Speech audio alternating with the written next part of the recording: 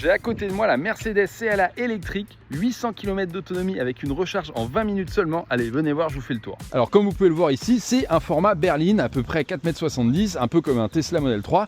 Et comme vous pouvez le voir à l'arrière, ici on a une malle, mais il y aura bientôt un shooting brake, c'est-à-dire ce sera un haillon où on pourra mettre plus d'affaires. Allez, venez voir à l'intérieur. Ici, on a une version quasiment toute option.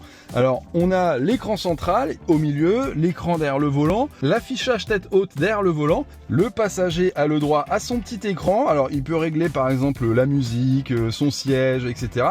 Mais il peut aussi jouer à des petits jeux pendant qu'on conduit. Donc, ça peut faire passer le temps, c'est sympa. Ici, je me fais un petit Angry Birds. Allez, on essaye. Et la fonction que j'adore, c'est ce toit photochromatique. On l'appelle le toit magique. Pourquoi? Puisque là, il est opaque. J'appuie sur un bouton et il va devenir transparent, vous voyez, et donc ça c'est très sympa pour pouvoir laisser passer ou non la lumière du soleil. Et Mercedes ici nous a mis également des petites étoiles qui sont rétro-éclairées. La sellerie est plutôt assez sympa. Ici c'est la version haut de gamme, donc c'est du vrai cuir.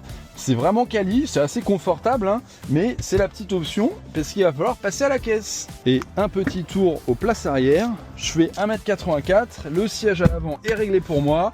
J'ai à peu près 10 cm de marge au niveau des genoux. Je peux passer les pieds en dessous, mais encore une fois, je suis assis quand même assez droit, hein, c'est un peu raide.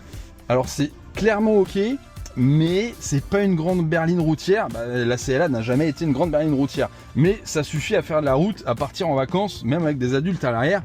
Attention par contre à la tête, parce que moi qui suis grand, ma tête elle touche quasiment ici, donc bon. Et ce qui est très fort avec cette Mercedes CLA, c'est sa consommation. Alors là on a 16 kWh au 100 sur les 50 derniers kilomètres, mais hier on a fait bien mieux que ça, puisque sur plus de 200 km on était à 14,5 kWh au 100 km, et on a fait de l'autoroute, de la voie rapide, beaucoup de départementales, de la route de campagne, etc.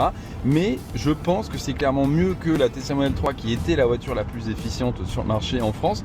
Et pourquoi? En fait c'est tout simplement grâce à la boîte à 2 rapports. C'est l'une des seules voitures électriques, alors il y en a d'autres mais elles sont assez rares, hein, comme la Porsche Taycan par exemple, qui a 2 rapports de vitesse, et ce qui permet d'avoir une accélération assez intéressante en dessous les 100 km/h, et passer 100 km/h ça passe en seconde, la deuxième vitesse, et ça réduit le régime moteur, ça réduit donc la consommation. Voilà, donc c'est la Mercedes CLA, elle est disponible à partir de 52 900 € avec une version assez intéressante pour le lancement jusqu'à la fin de l'année 2025, et sinon il faudra payer un petit peu plus cher, comme par exemple ici cette édition One. Je suis curieux d'avoir votre avis, dites-moi ce que vous pensez de cette CLA électrique, est-ce que vous la préférez en essence ou en électrique? Perso, moi je l'adore en électrique, j'attends juste la version shooting brake avec plus de place à l'arrière.